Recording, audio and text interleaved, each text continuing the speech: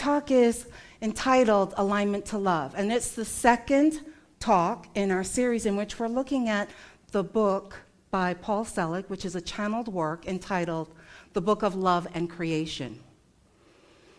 Last week, what we talked about was the affirming that anything that comes in the world starts with thought. And we know that as Unitics. We know that everything starts with thought. And then we looked at our world and we said, really? Well, there's some things there that don't seem like I would create that. And then we talked about, are we creating from fear or are we creating from love? And then you had a homework assignment. And the homework assignment was to look at your life and situations and then ask yourself whether you were creating from fear or creating from love. How was that as a tool for you? How many of you were able to look at that? Okay, a few. Did you find it helpful? Okay, great. So today, what we're going to do is we're going to follow on from that, because at the end of last week's talk, I talked about it's all about aligning in love. And today we're going to look at, well, what does that really mean? What are we aligning to? What type of love are we aligning to? And are we willing to give up suffering and pain? Ooh, what? We got a choice. Yes. So what I'm going to talk about first is congruence, because we talk about congruency throughout this series. And so I just wanted to remind you of what congruency means. So congruence is the state of being in harmony with something. And what we want to be in harmony with is divine love. Now, some of you, when you think of love, you may think of this. No, I love you more. Right? So we're not talking about that type of love. That love is known as eros love. Right? And usually it's between spouses or partners. It's also between familial connections. So mother, father, child, siblings, that kind of thing. Love in which we have this feeling of connection and a sense of belonging to. And I'm not talking about agape love either. Because sometimes agape love, in its purest sense, should be this unconditional love for all people. But often it gets tainted with, I'm doing these things and I'm looking for acknowledgement. I'm doing these things and there's almost like a little scorecard of, well, if I do this should kind of be recompense for what I did that wasn't like this. So I'm talking about something higher. So I'm calling about a higher love. Are we going to break out in song? No. Send me a high. Okay, all by myself there. That's all right. So we're talking about a higher love, a love that is unified with divinity, with our Creator, with God, with the allness that we are. And through that, we are looking to align ourselves in that. Because in aligning with that, we know that there is only truth, there is only joy, there is no pain, there is no misery. So then the next question comes, well, how do we get in alignment? And there's this wonderful quote that I found in the book, and it is from page 134 in the book. And it's basically a reminder. One of the things that I love about this book is the phrasing that comes through. And this really is a reminder. It's a reminder that you are an aspect of the Creator, but your sense of flow and being in alignment with the frequency can shift and does shift depending on your availability to be in alignment with it. Now, alignment, we will say, again, is your congruence with it in frequency. So that sounds like a lot of talk. What is that really saying? What's it really saying is we're talking about frequency. And every time I talk about frequency, I do the analogy to radio waves. Everyone's familiar with radio waves, right? We know how it works. It's beamed out, right, from a tower, goes through the space. We don't see it, but it has different frequencies. But what we do is we get those radio waves on our radio tuner, right? In the olden days, we used to tune in to that frequency. Now we just push a button into that particular frequency. And depending on what button that we push, depends on what we receive. So if I'm listening to rock, I'm going to tune into the rock frequency. If I'm listening to jazz, I'm going to tune into the jazz frequency. If I'm into NPR, I'm going to tune into NPR's frequency, right? So that's getting me into alignment with whatever it is that I want to listen to. So let's say it's jazz, because I love jazz. So I'm aligning into jazz. Now, when I'm listening and I'm just like in bliss over the songs that come through, now I'm in harmony with that frequency. With me? Okay, good. Now, whenever we are engaging in consciousness, whatever we engage with is an activation. So think of it again as the radio. You push that button. In this case, I'm pushing the button, I'm activating jazz. I'm activating jazz. And then when I'm grooving in that jazz, I'm now in congruent with it. Yes? Okay, so we all have frequencies, don't we? Guess where those frequencies come from? Towers. Well, our own personal towers, Jesse. I see you back there hiding out. Yeah, he's back. He's busting my chops again. I love it. All right. Where do our frequencies come from? How do we emit frequencies? Thoughts. Our conscious thoughts are how we emit frequencies. Hear that. Our conscious thoughts are how we emit frequency. Think back to 2001, 9/11. There was a huge shift, wasn't there? People were feeling fear. Fear and retribution, fear and retribution, fear and retribution. And what happens? Right? Energetically, collectively, those frequencies combine for collective consciousness, right? And it joins together, and we're at war. We've got the war on terrorism. Our frequencies are really powerful, and they're not something that we want to just poo-poo and say, oh, it doesn't matter, we don't see it. Powerful stuff. I'm bringing your awareness to this. And you're probably thinking, so why do I care? Why do I care? Well, this quote is a wonderful summary of why we need to care. We do this work, first of all, to honor ourselves as divine beings and to realign ourselves to the possibility that we can manifest in this way and for our own highest good. And we also do this to support a vast transition that is taking place in consciousness. A vast transition that is taking place in consciousness. So you know all that searching and seeking that we do? We're it. We are what we seek for. You are what you seek for. You are perfect. Perfect. Not when you lose 20 pounds. Not when you get your hair done. Not when you finish your degree. Not when ... Now. Perfect. You are what the world is waiting for. You are the gift, the light. You. And we often forget this. We often forget that when we are in that divine light and energy, there is no pain. There is no suffering. Guess who creates the pain and suffering? We do. We do. That's right. Thank you, Buddha. We do. In our separation, we create that pain and suffering.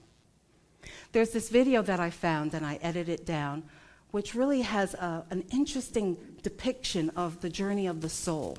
So I'd like to play that and see what you think about it.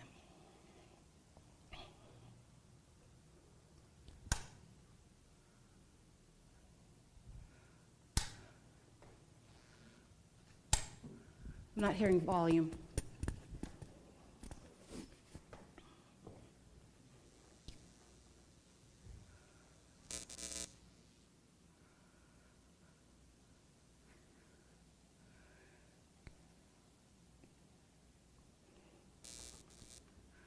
Can we pause it until you get there?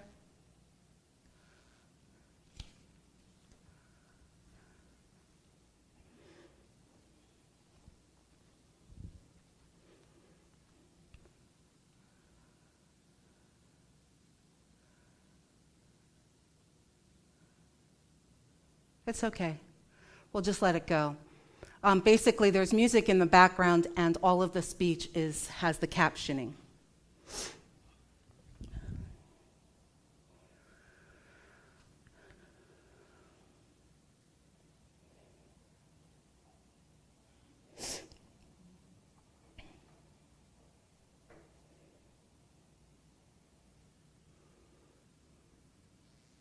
Light energy. Time passes by. Since I am a soul within a physical body, I begin to change. My battery is no longer supremely charged, but I am still fully charged. As a new being on Earth, I am still aware of my true form, a being of truth and a powerful soul. My body enjoys the full potential of a self-aware soul. I am full of love, peace, health and happiness. Then, a shift begins. I forget myself, my true identity. I create many little false identities, little I's. Possessions, talents, wealth, beauty, strength. I begin to identify myself with these I's. That these are components of my whole being. I become body conscious. The biggest evidence of this shift is I begin to experience sorrow. Comparison and competition became a common phenomenon. My little I's become my complete identity. The world that I once came upon becomes divided. Different languages emerge. The idea of religion, such as Islam, Buddhism, and Christianity, grows and attempts to lessen the feelings of conflict and sadness. Yet sorrow and pain continue in the world. By this time, I totally forget my original identity. From being soul conscious, I am now totally body conscious. I lose my original qualities of peace, purity, power, wisdom, love. My transformation into a physical being is almost complete. My battery is almost completely drained. Everything around me becomes corrupt, polluted, and degraded.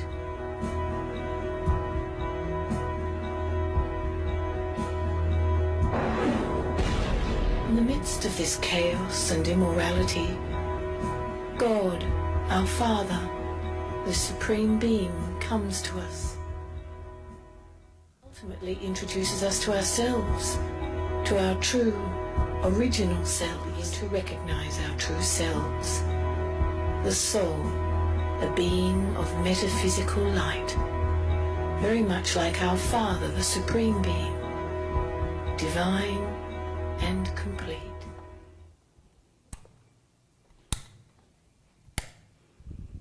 What'd you think of that?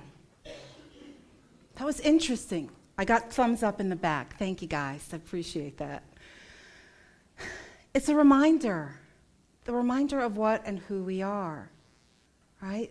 That we are an aspect of God, of divinity. And as such, I can choose to love as God. You can choose to love as God. We can choose to see the world through the eyes of God. We can choose to see the world through the eyes of love. But the most important thing is starting with ourselves, that we love ourselves. that we see the truth of what we are, and ultimately that we forgive ourselves. Why is that so important? Because when we are able to forgive ourselves for the things that we say and do that are not in alignment with our truth, that are not in alignment with our divine nature, we then have the capacity to forgive other people.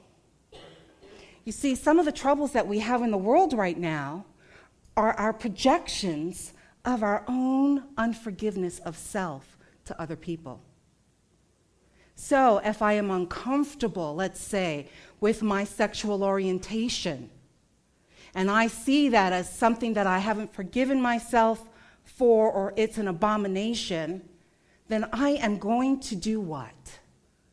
I am going to attack what I see, because it's a reflection of me. Do you see that? So it's real important that we start with forgiving ourselves. And then the question always comes up, well, why does God allow this? Right? And this is a really good summary that I found from the book, and that is on page 162. The Ascended Master says, God does not create pain. God does not align to pain. You do. And as you create through your fear, you create trouble. But the pain that is in the world now is the result of thousands of years of conscious restriction that has borne the pain and suffering. So we're doing this work to awaken to the reality that we have a choice, that we can choose, right? We can choose. We can choose to be responsible for the lives that we've created. We can choose to be responsible for the world that we've created, for the community that we've created. But what's interesting is that many of us still choose pain. Why do we choose pain? It's something that we know. We know what pain feels like. It's comfortable. It also affirms our beliefs about how limited we are. Hear that. It affirms our belief about how limited we are. And you'll be like, oh, I'd never choose pain. Well, I got to tell you, I have these really comfy pair of boots. I love these boots. They're so comfy, and it's like I can walk and walk and walk and walk in them. And every time I wear them, my back goes out because there's no support. There's no support whatsoever. And I look at them, and then I go, ooh, they're so comfy. I'll try that again. And the same thing happens, right? We're in that of normal. This is normal, and we have choices. Not just on that level, but on a spiritual level, on a spiritual consciousness, to change how we see the world and how we choose to be in the world. Now, the place that we do a lot of the damage is in our relationships with each other. And there's a lovely quote here from page 197, and it says, I can stand in reprimand of anything and assume myself to be in truth. You know I got to read that again. I can stand in judgment of anything and assume myself to be in truth, and that is self-deceit. However, reprimand and judgment, which bring forth self-righteousness, do not feel like unforgiveness, but consequently have the ability to keep you tethered and bound in similar ways that will block you from aligning to love. Now, some of you may be thinking, well, we have to use our judgment faculty, when we make decisions in the world. Yes, but that judgment faculty is really about discernment. In our society right now, judgment has a negative connotation, and it's about condemnation. Condemnation. You are wrong. And I'm here to tell you, to stand in your truth, no one has to be wrong. No one has to be wrong for you to stand in your knowing. No one has to be wrong to stand in your knowing. So what's ours to do? You have some homework. You know you do. Your homework this week is to take a look at your relationships. see how you are interacting in your relationships and ask yourselves, where am I standing in judgment with this person? Where am I standing in judgment with this person? Second step, why am I in judgment with this person? What am I getting out of this when I stand in judgment of this person? And then the third step is to make the decision to allow yourself to release from that judgment. Step 1, where am I in judgment with this person? 2, why am I in judgment with this person? What do I get out of it? And the third one, am I willing to release? Am I willing to allow myself to release? So I'm going to ask Cindy to come on up as we finish this talk, and she's going to prepare us for meditation. And in meditation, I just want to do a little attunement with your frequencies today, if you'll allow me, when we do meditation.